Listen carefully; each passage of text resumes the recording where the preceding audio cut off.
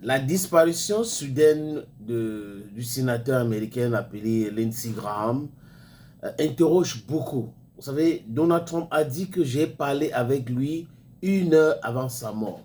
Il se trouvait où? Était-il à l'hôpital?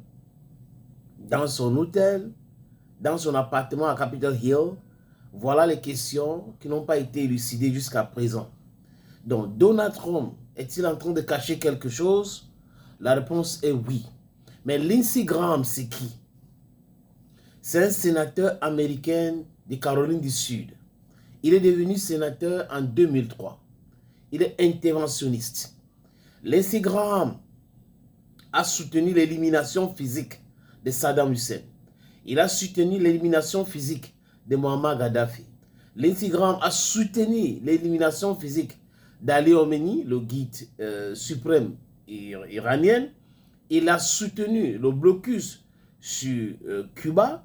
Il a soutenu la capture du président Maduro.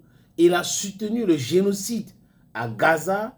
Il a soutenu que les Américains devraient tout faire pour assassiner le président russe Vladimir Poutine. Et Lindsey Graham faisait aussi des affaires en Ukraine. Donc, est-ce que Lindsey Graham est mort parce qu'on nous parle de maladie et tout ça, bref, maladie? Il s'agit de quoi? Il n'y a pas d'explication, pas d'information qui filtre, mais on a quelques informations, les amis, et nous allons partager avec vous. Salut, bienvenue sur notre plateforme. Ici, votre humble serviteur, l'homme le plus noir de la terre, est fier de l'être. Le sénateur Lindsey Graham était un homme d'affaires, c'est un affairiste. Lindsey Graham faisait des affaires avec l'Ukraine, avec Israël, avec Benjamin Netanyahu.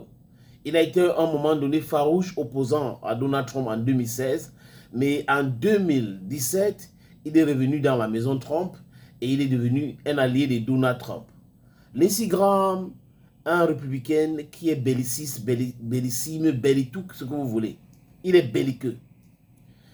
Quand les Otaniens ont commencé à amasser des troupes, les armes en Ukraine, et la CIA avec 9 bases de CIA près de la frontière russe, Vladimir Poutine a averti. Lindsey Graham a pris la parole pour envoyer Vladimir Poutine balader. Il soutenait Joe Biden. On se posait la question, mais pourquoi Lindsey Graham était très proche à Joe Biden?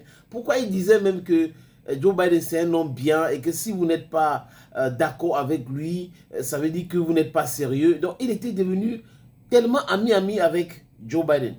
Est-ce que certaines personnes savaient que ce monsieur fait des affaires avec l'Ukraine et Joe Biden en tant que président était en train de le protéger? Il fait partie de rares sénateurs républicains américains qui a fait plusieurs déplacements en Ukraine. Mais un sénateur qui se déplace pour aller rencontrer Volodymyr Zelensky, ce n'est pas pour rien. Il était donc un affairiste. C'est un homme d'affaires. Et il ne voulait pas que Donald Trump trouve une solution à la guerre en Ukraine. Il n'a jamais aussi voulu qu'on trouve une solution à la guerre contre l'Iran. Les raisons sont claires, les amis. On comprend maintenant qu'il est ancré dans le complexe militaro-industriel et il faisait beaucoup d'argent là-dedans. Et en Ukraine, les amis, c'était exactement la même chose. Mais il y a d'autres aspects dans la vie de Lindsey Graham.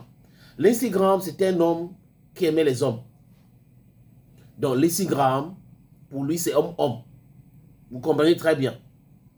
Et Lindsey Graham faisait le Epstein, vous comprenez, Epstein Files. Donc, je veux dire, les partous, le sexe à gogo, le hard sexe. Donc, les informations que nous avons, c'est quoi? C'est que il pratiquait cela. Et d'autres school of thoughts disent, ça peut être que il est parti de l'Ukraine étant très fatigué et il s'est engagé dans le hard sex. Et c'est comme ça qu'il a laissé sa vie. D'autres disent même que peut-être qu'en Ukraine, on a organisé du hard sex là-bas et étant épuisé à son âge, à 71 ans, il n'a pas pu soutenir, il n'a pas pu supporter et il serait parti. Donc, si c'est la partouze, si c'est le sexe, et avec qui? Ils étaient avec qui? Parce que ceux qui disent qu'il est rentré de l'Ukraine, il était chez lui à la maison, au Capitol Hill, là où résident les sénateurs, et il y a le bureau aussi là-bas, et c'est là-bas qu'il a trouvé la mort. Il s'agit de quelle maladie? Hypertension, crise cardiaque. Personne ne parle de ça.